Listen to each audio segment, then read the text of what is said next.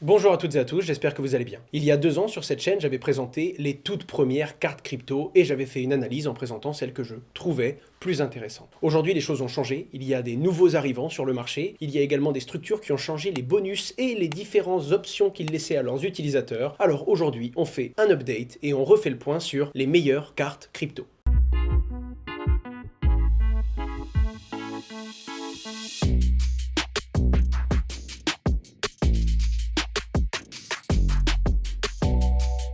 Avant de revenir très rapidement sur à quoi ça sert et comment ça marche, je tiens à vous rappeler que toutes les cartes ne proposent pas les mêmes options, les mêmes bonus et les mêmes avantages. Naturellement, tous les utilisateurs sont différents. Certaines fonctionnalités qui peuvent vous intéresser vous, n'intéresseront peut-être pas votre voisin. C'est pourquoi la meilleure carte crypto n'existe pas. Ce que je veux vous dire par là, c'est qu'il n'y a pas une carte parfaite en général. Il y a une carte parfaite en fonction des avantages que vous recherchez et des fonctionnalités dont vous avez besoin. Voilà pourquoi le mieux, c'est de les présenter en fonction de ces différentes fonctionnalités. Globalement, à quoi sert une carte crypto?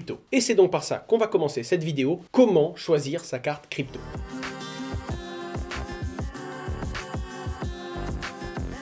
Globalement, un point qui est toujours très important, ce sont les frais. Naturellement, plus une carte va vous prendre de frais sur vos paiements, moins ça va être intéressant pour vous. La deuxième grosse fonctionnalité, qui est d'ailleurs l'une des plus regardées par la plupart des utilisateurs, il s'agit du cashback. C'est-à-dire que quand vous payez avec la plupart des cartes crypto, vous allez recevoir une partie de ce que vous avez dépensé en bonus et donc en crypto-monnaie. Un peu comme un remboursement sur vos dépenses. Le troisième point le plus regardé la plupart du temps, ce sont les avantages que vont vous donner la carte. C'est-à-dire, est-ce que vous allez avoir des réductions sur certains services, des avantages sur la plateforme en question qui vous propose la carte parce que vous êtes peut-être également utilisateur de cette plateforme, mais parfois même des remboursements de services comme Netflix, Spotify ou d'autres services que vous consommez déjà dans la vie de tous les jours. Pour terminer, même si c'est un peu moins fréquent, certaines personnes s'intéressent au fait que ce soit une carte de crédit, une carte débit ou alors une carte Visa ou Mastercard. C'est autour de ces points-là et de ces différents avantages que vous allez pouvoir choisir la carte qui vous correspond. Avant ça, quel est l'intérêt de pouvoir avoir une carte crypto ?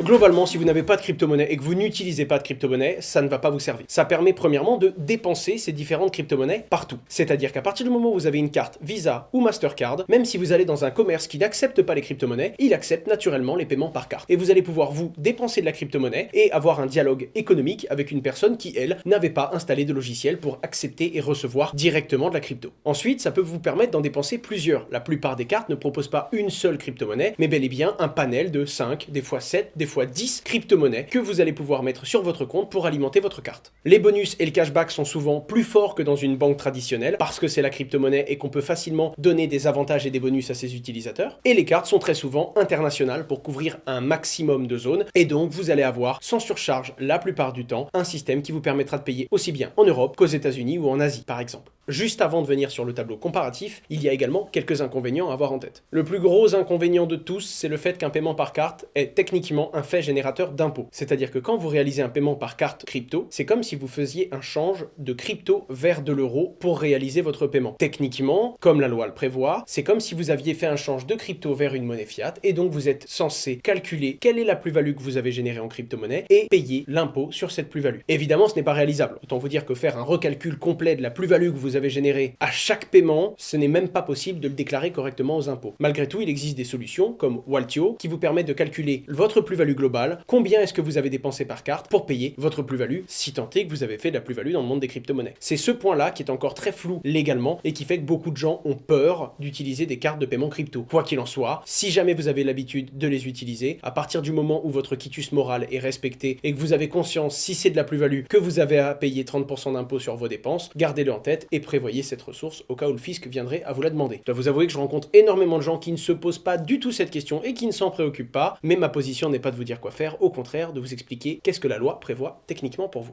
Le deuxième gros inconvénient, c'est que la plupart des cartes donnent des offres très généreuses, avec des gros bonus, parfois même de très gros cashback, mais ce n'est jamais durable. Le but est d'avoir un maximum d'utilisateurs, les marques se font donc concurrence et essayent d'attirer un maximum de clients, mais quand l'offre est très alléchante, généralement, elle ne dure pas dans le temps. Maintenant, passons au tableau comparatif.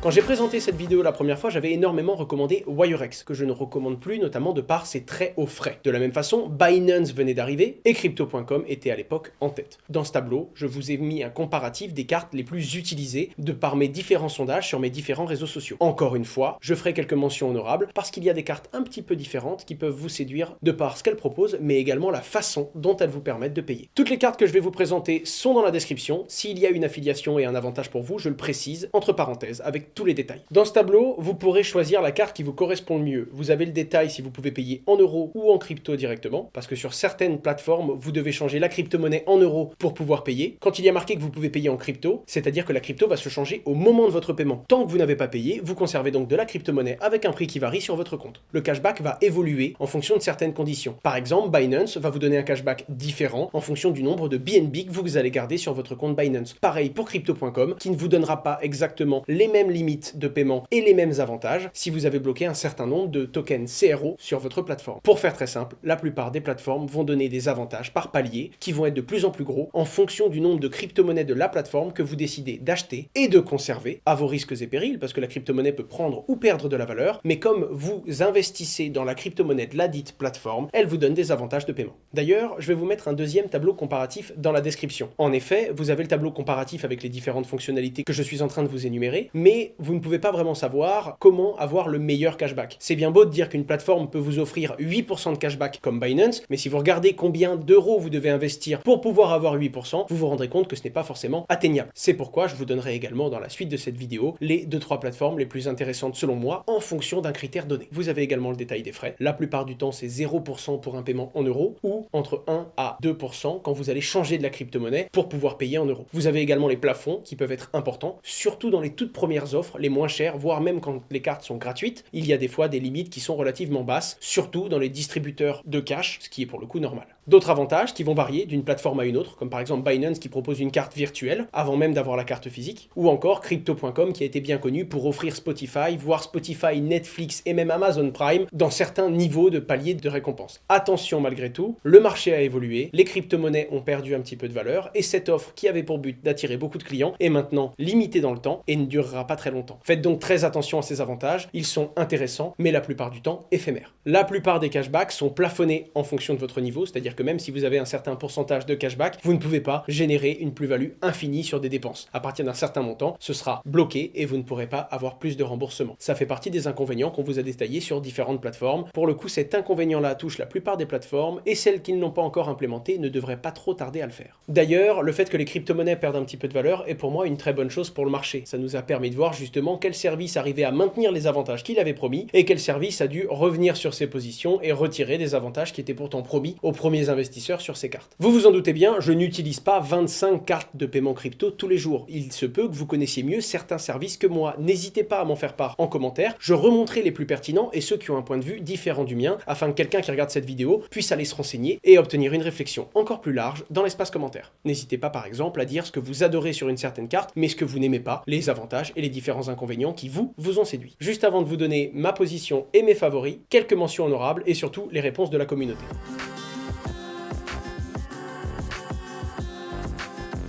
Dans les quelques réponses de la communauté sur Twitter, sur plus de 3000 personnes, vous êtes presque 60% à dire que vous utilisez la carte de Binance et 30% à dire que vous utilisez la carte de Crypto.com. Les 10% restants sont très souvent positionnés sur Coinbase, Nexo ou encore Plutus, qui est pas mal remonté en commentaire. Dans les facteurs les plus importants, il y a naturellement les frais en troisième position, la réputation de la plateforme qui va vous donner la carte en deuxième position et en première position, le cashback que la plateforme propose à ses utilisateurs de récupérer sur ses paiements. Vous êtes plus de 54% à dire que vous utilisez très rarement votre carte crypto, 10% à dire que vous l'utilisez au moins une fois par mois, 11% à dire que vous ne l'utilisez qu'une fois par semaine et 25% à dire que la carte crypto que vous avez est devenue votre carte principale de paiement. Maintenant, quelques mentions honorables.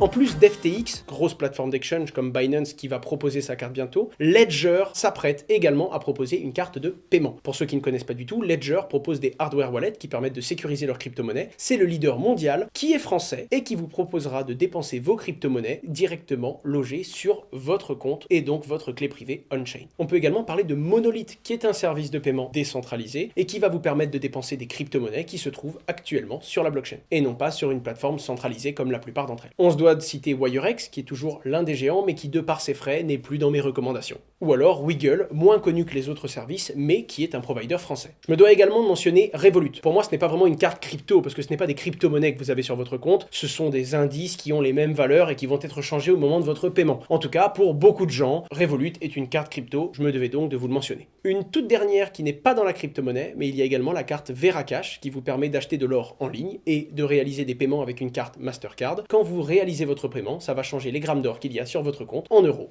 Un petit peu comme les cartes crypto, mais pour le coup, pour les métaux précieux. Alors on y vient, quels sont mes favoris ?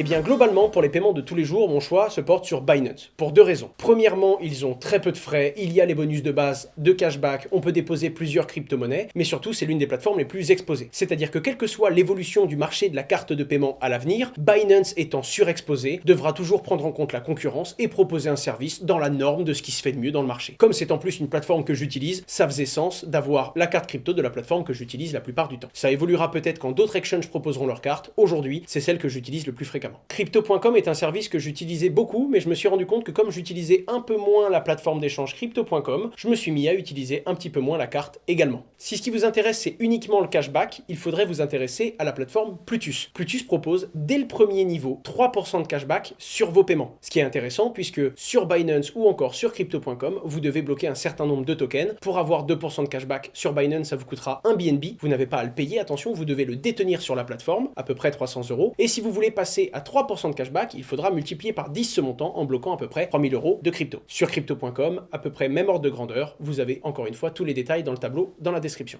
Évidemment, pour les frais, vous avez tous les détails dans le tableau, faites juste attention parce que certains services vous demandent des frais fixes, c'est-à-dire payer 5 ou encore 8 € par mois, et d'autres plateformes ne vous prennent que des commissions, qui est un format qui s'adapte beaucoup plus à certaines dépenses, surtout si vous n'êtes pas très actif et que vous ne payez pas souvent avec votre carte crypto. Pour terminer, je vous conseille de suivre et de voir ce que va donner la carte de paiement de Ledger, qui est très attendue par beaucoup d'acteurs, ou encore celle d'autres grosses plateformes d'exchange comme FTX qui ont déjà été annoncées. Pour ceux qui sont vraiment intéressés par la démarche décentralisée du paiement, je vous invite à vous tourner vers Monolith et regarder ce qu'ils proposent, jusqu'à ce qu'on puisse avoir un comparatif quand Ledger proposera sa propre solution.